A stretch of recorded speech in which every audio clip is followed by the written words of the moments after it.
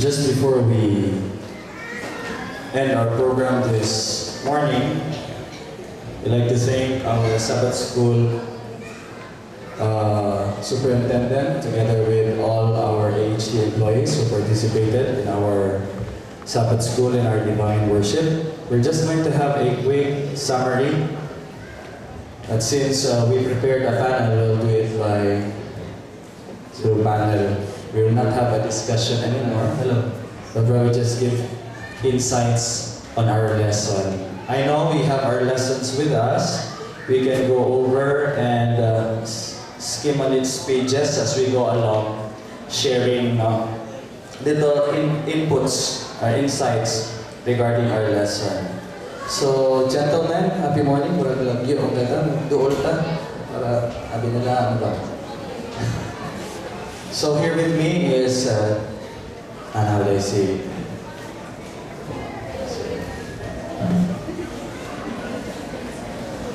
Here with me is Chaplain Joyre Ramin, Head Chaplain, Pastor Jimmy, Chaplain Handel, and Chaplain Harris Guillermo.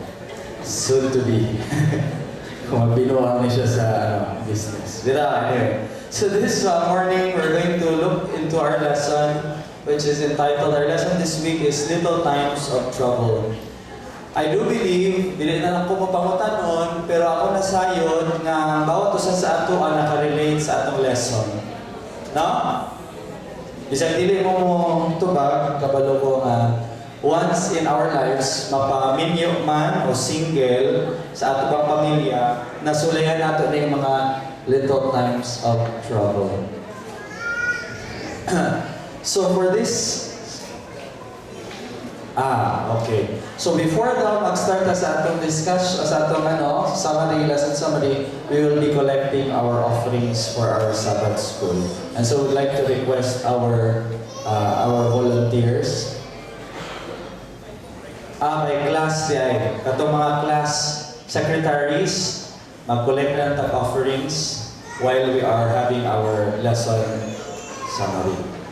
So katong atong mga group secretaries, kindly collect our offerings. Thank you very much. So balik na ang atong, so guys, happy morning. Okay, so okay ra na dila no? So this morning we're going to look into our lesson, the little times of trouble. Our key text is found in the book of Ephesians chapter 4 verse 26. Be angry and do not sin. Do not let the sun go down on your wrath. Without further ado, let's go to our lesson, Sunday's lesson. I do believe every one of us has experienced conflict. No, Sir Harris, samot na ikaw. Dili sa part sa imong life, no? Nata kibaw ko sa ato. But Sir Joyre, would you like to share a little inputs regarding our Sunday's lesson kining conflict? Unsa man jud ang mga highlights, Sir Joy, sa atong lesson? So kung saan nato makuha sa ma-take home nato bilang mga tao nga prone, no, to conflict. Kaya just a little background, Sir Joy, no? Atong natun-an sa atong CPE nga ang bawat usa sa ato lahi-lahi jud, lahi-lahi tag ginikanan, lahi ang atong mga ginikanan, lahi batasan, sila lahi-lahi sa sila gigikanan.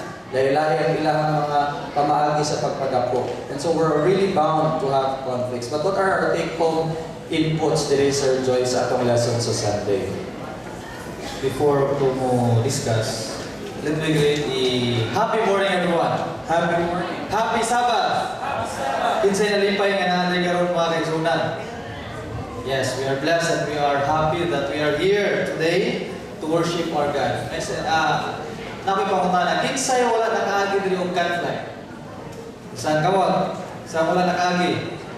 Kaagi diri og kaagi dito. Very good kayo, sir, no? Praise the Lord. Kung ingana ko ayo kaagi og conflict. But in reality, in real life, all of us, no? Nakaagi kita og conflict. Even in a little way o naabay tinan ko, mahimo kita nga makaagi ini tungod kay nata sa kalibutan nga nahulog sa pagpakasala. But yan I agree with Sir Kirby about sa CPE. Usa sa pinaka-importante nga para ma-avoid ang conflict is we need to know how to listen. Unsaon pa paminaw. Because sometimes sa diha nga mo-arise ang conflict, sa diha nga imuhang ka tugbang, at bang mo istorya siya, instead of listening, ang imuhang buhaton po, ako personally naka-experience ako ani. Instead na maminaw ka sa istorya, ikaw, nagpantay po ka, imuhang iriban sa iya. No, mo na istorya, ako na yung istorya para mas mudaog ko sa argument. Instead nga imuhang let her express or let him express, and ikaw sa imong service, nahanglan ka nga maminaw. Mao na ako sa sekreto din na. Usa ka quotation ng iyong linya. The start of an argument is like a water leak. So stop it before the real trouble breaks out. So ang conflict, gamay pa ng hindi nga sugod, kung di mo nang pasagdan, mudako na siya. Kung sa kalayo man, kung nagsiga na dahil yung sumnuran, mudako yun na siya. So before it's too late, puno mo na ang conflict, listen to one another, and above all, paubusta sa atong kaugalingon. Sir Kirby. Thank you very much, Sir Joy. Also, you mentioned, Sir Joy, a quote na gi-share sa atong lesson. Ang usa sa principles is before mag-start, dapat ma-pugngan no? Or mahatagan na dahil, mapakitaan dahil o solution. So one ways of doing this is siguro for communication, Sir Joy. No? And nabi kabanggit din ang atong lesson, sometimes, usan isa sa pinakalisod sa himuon is admitting responsibility, taking responsibility. Would you agree, Sir Harris, that in any conflict, bisan ikaw dili pa ako nakasala, nadyo kay responsibility. And at times, ang pinakalisod is kanang dili ikaw ang nakasala. No? I remember a key text from the Bible that says, no, if your brother sins against you, modyo niya ako may nungtungan perminti, Pastor Jimmy. Ang ingon sa Bible, if your brother sin against you, before ka mag-offer of offering sa altar, ibutang sa animo ang imong offering adto din sa imong brother. Pero katawanan kayo kay dili ikaw ang nakasala if your brother sins against you. And so we could follow that principle siguro sa ato sang pagti. Let's go over our Monday's lesson, no? Our Monday's lesson is entitled Some Principles for Marriage. Siguro angay siguro nato na ang atong patubagon ani kaning atong minyo si Chaplain Handel. Dili si Pastor Jimmy dahil. Si Pastor, ikaw mo tubagan ni Pastor. Unsa daw ni mga principles, Pastor? Ikaw, Pastor, minyo naman jud ka. Ako minyo naman sad ko. Si Handel o si Harris, maminyo ay. Si Sir Joyry, murag kuha na siguro na yun. Plano. Pero atong patubagon si Pastor Jimmy, Pastor, sa mga principles na gaiman sa atong leksyon. Okay, medyo kiningaw week mga kaigsunan, kining some principles for marriage. Mawala mo niya ang hisgotan dali. Actually, there is a saying na kung maminyo na ang sa kadalaga kulit tao, malagay sa tahimik. Lagay sa tahimik. Pero naatay iba dali. There are 3 rings kung magminyo na. No? Na may mga dalaga dali, ulit tao. So nailingon dali na engagement ring, number 1. Number 2 is wedding ring. Number 3 is suffering. So, kiniling there are principles for marriage. Nais ko ka na ito din mga kaigsunan. Ang Sabbath of marriage, monitoring 2 institutions being attacked by Satan. And this the most special attack of Satan, ang kining marriage of Sabbath. Now, din ang principle din na-question what crucial principle is found here that must be part of any marriage. Since ang pagminyo, dili gini ingon na malagay sa tahimik na still there is conflict, no? Para sa mga dalaga balitaw, wala na, wali warning daan. Nag-ingon rin sa Ephesians 1 verse 7. In Him we have redemption through His blood, the forgiveness of sins, according to the riches of His grace. So the principle day, Sir Curves, na kung makasala man yun kay as human being, wala maganda mga asawa o santos daan o angel, kiling atong ipangasawa o ipamana, makasasala din siya. That's why giwarningan tadaan nga we have kanang gitawag nga forgiveness. That's why it is a 3:23 sa Romans kay remind nga for all have sinned and come short to the glory of God. Busa kina isgutan yun din no? Kaya as human selfish no ta makasasala naman ta. Ang atong giuna atong mga kaugalingon, that's why there is not always conflict between the family, husband and wife, nga magbulag sila kay ang iyan gusto may matuman, no? Pero na sikreto para di mo magbulag kung unsa iya gusto sa paka, kung unsa di niya gusto. So din sa Philippians 2 verse 4, i-remind ta na there is a fire, no? This is the ultimate kanang principle is let the mind of Christ be in us, the attitude of Christ, being humble. Sa verse 4, the interest of others, may atong dili atong self-interest. Kay self-interest, sin, salat mo siya. Daghang salamat, Pastor Jimmy. Daghang sa ito, i-mention sa atong leksyon, kaning forgiveness daw, forgiving someone who is deserving is hardly forgiveness. Ang forgiveness dito daw, atong pa sa itong lesson, is forgiving those who don't warrant it. So, bisan ang deserving, usahay pag makasalanan itong mga asawa, uyab ba, mga amigo, sabot na kung dili nga deserve, marag lisod kayo mag-forgive, no? Pero true forgiveness daw. And one of the principles na itong i-follow why we forgive is not because nakasala ang tao, di ba? It's because in the first place, we have also been forgiven by Christ, no? So forgiveness is very important daw sa mga usa principles sa marriage. Na mention kanina ni Pastor Jimmy that we are married to a sinner. And chaplain Ander, murag usahay no pag naay makasala sa ato murag mas makasapunta kung naagian sa nato ang iyang sayo, no? Mas mo unong ta sa usa ka tawo nakabalo ta nga ay nasipyan sa be ako nakabalusan ko sa iyang giagian. So first and foremost we should think na tungod kay kita makasasala sa when we approach our partners, baka atong hinaanaon na kita tanang makasasala. Ato ta sa atong Tuesday's lesson. So, ingon sa atong Tuesday's lesson, naaday role ang anger sa conflict. Pwede ba ninyo mo ma-share, Sir Haris? Yes, Sir Kung sa matuding role, naaday roles? Nagi-rules, Sir Curbs. You know what, Sir Curbs, kaning topic, it strike me in a personal level. Because ang conflict ang ginaiskutan diri sa Tuesday, it's not about conflicts of one. It's the conflict within the family. You know, Sir Curbs, I am very close to my family, especially to my mom.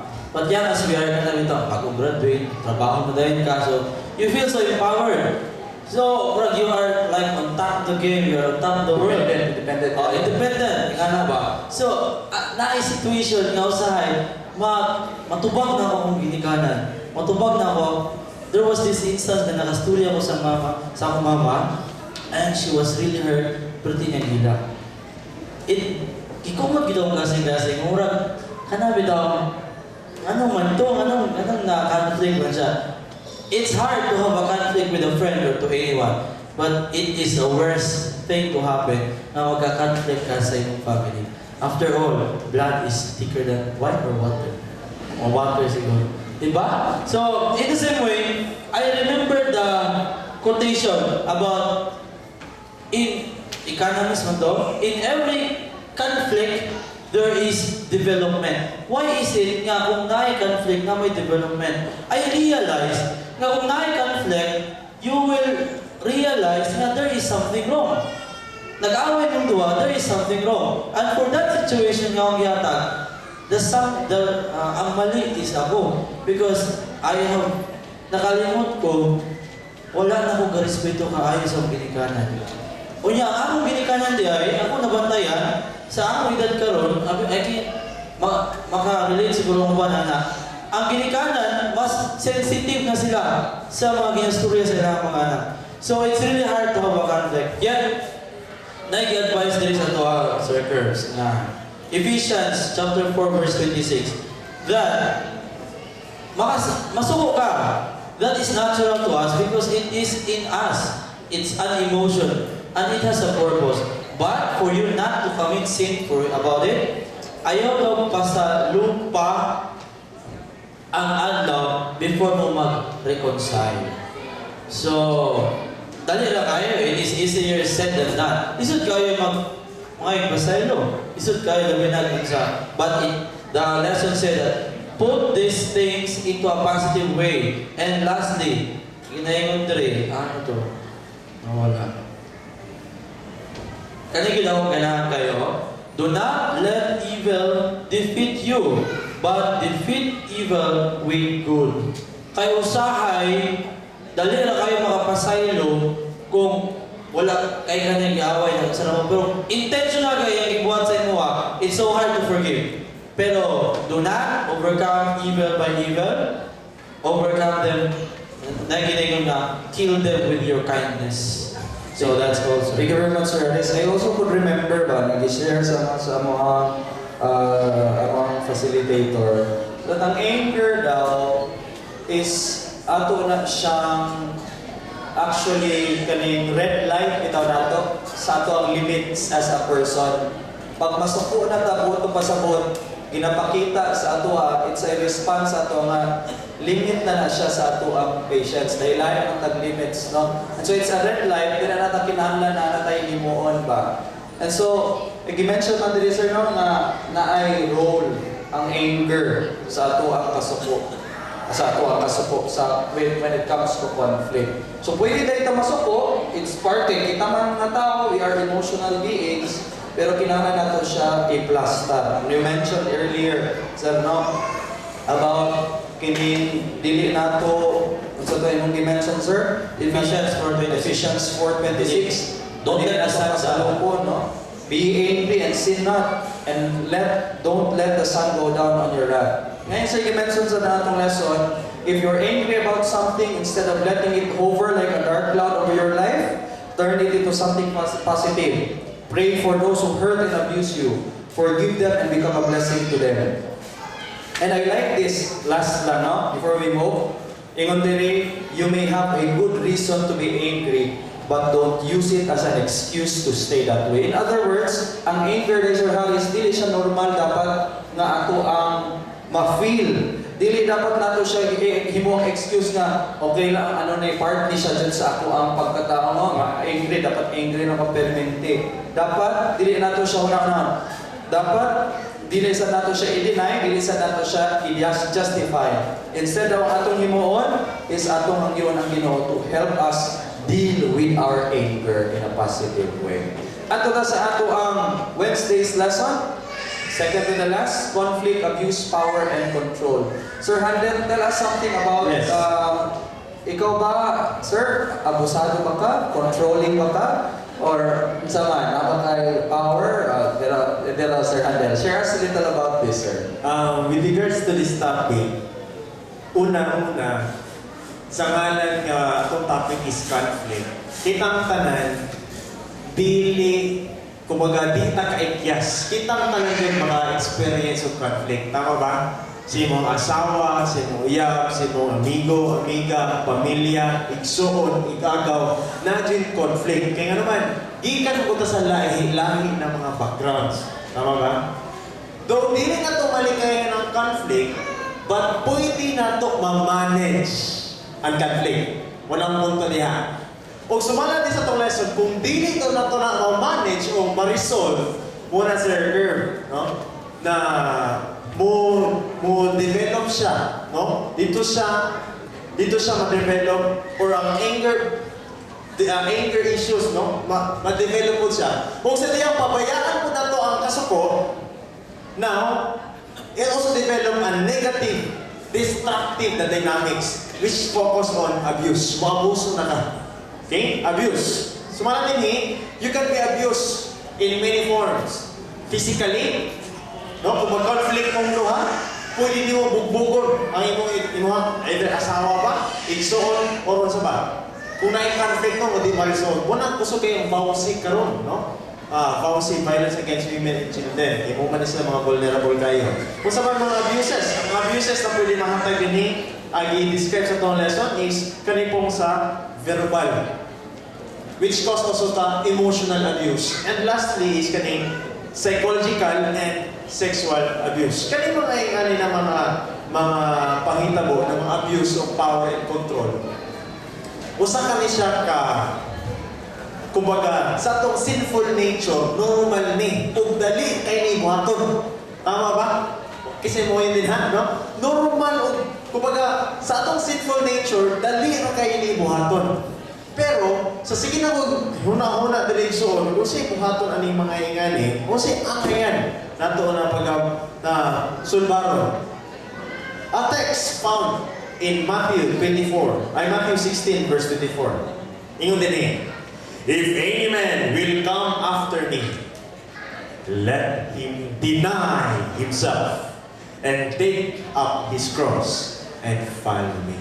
Kung dili na ko ma-deny ang akong gusto, kaya ito, ma-deny ka sa airport or sa ma-reject ka sa ma-reject diya ka, dahil sa feeling ma-deny ka. So, natay gusto, imo i-deny, kay tungod lang para niya, lisod. But God is telling us, this is how we manage conflict. Let us deny ourselves daily. So, muna, to manage conflict, dili na, kalang natin kalinaw tanan. Muna niyang gusto, kung sakto po, sumalang po sa Biblia, okay, I will deny akong gusto para niya ang dili magka-conflict. That's how we manage as far as the Bible is concerned. Sir Ernst? Dagang salamat, Sir Handel, no? So, would you listen, no? Akong sa nahinumduman that usually kinibitaw ang atong mga hidden anger, no? Pastor, Chaplain Joyre, is gikan sa niya sa atong pagpadako, no? Muna, it's healthy sad na there will be a time na kinahanglan nato ma-revisit kung asa jud sad kay ikaning ato ang mga emotional, mga emotions ba. Kaya usually, ang abusive people, nasa na sila yung reason na nung naana sad sila. And so, matapasad sa itong lesson, it would not hurt, no? Pag things go out of hand na sad, kaya eventually mo, dyan nga, dili na kabalo. Dili na kabalo kung sa nahihimuon. It's not harmful to seek outside help. Ang hitabat ang counselor, wala man na ginadili. Actually, ang Bible gani, ang Bible, in the multitude of counselors, there is safety.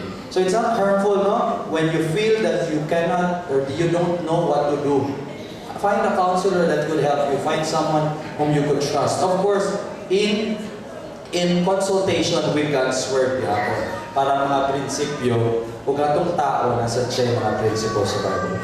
Let's go to the last part of our lesson. Our last part of our lesson talks about forgiveness and peace. And I believe this is one of the hardest things to do, to really learn to forgive.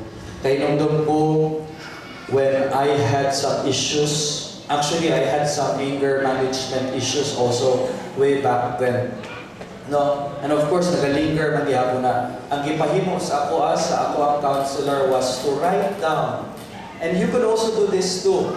Ingon pa siya, write down tanan nga imong na-feel nga gihimo sa imong sararis sa ako sa mga tao nga nasuko ko. So una akong giuna-una kung kinsa man jud mga nasuko ko. Tapos akong gipangsulat na kung sa man ang ilang gihimo sa ako Tapos, the next step was, then now, entrust to the Lord and forgive back. But that was the hardest thing to do, to forgive. And I think this is also one of the hardest things to do. Kaya the Bible admonishes us not to always make peace with all men. Manang kita na naging ko dire, pag mag-away ka, dapat kabalota na mag-fix of conflict, no? Kaya ato man dyan hindi studyhan. So, dapat kabalota na. And anyway, no, ang share sa ato diri sa Hebrews 12 verse 14 is to pursue peace thou Jude all the time with all people and holiness, without which no one will see the Lord. So bisag sa church, importante kaayo kapag natay mga conflicts, natay mga misunderstandings, no? Kinahanglan we should pursue peace all the time. In fact, in the forgiveness is an essential part of conflict resolution. Forgiveness, especially in the family. Kaya naman, ang tumong sa kaaway is to place a wall between us. Pero ang tumong ni Kristo is that na mahimo ma-forgive nato ang tao ug atong mahigugma. Remember that forgiveness is a choice that we make to get around that roadblock. Let me read this quotation from Christ Object Lessons, page 251.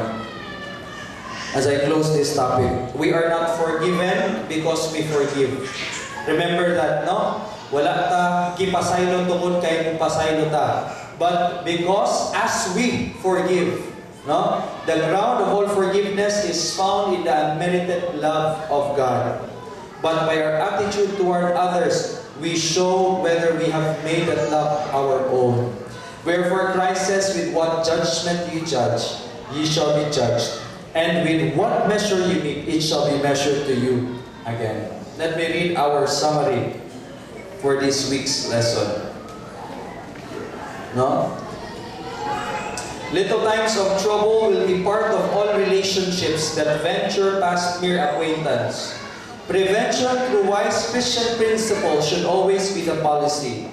But sooner or later, conflicts will slip into even the closest and healthiest of relationships. Fortunately, the Bible is full of insights to ensure that conflicts don't become conflagrations that destroy families and friendships. So daghang kayo salamat sa ato mga panelists this morning. Thank you very much for sharing your insights. I hope that we have learned a lot from our lesson. For our next week's lesson, kindly also take time to study. And thank you very much also everyone for listening. God bless us all. At this moment, we'd like to ask everyone to share their prayer request by placing it on our containers, designated containers in front. As we sing, I cast all my cares. I'd like to ask our chorister to kindly come up in front.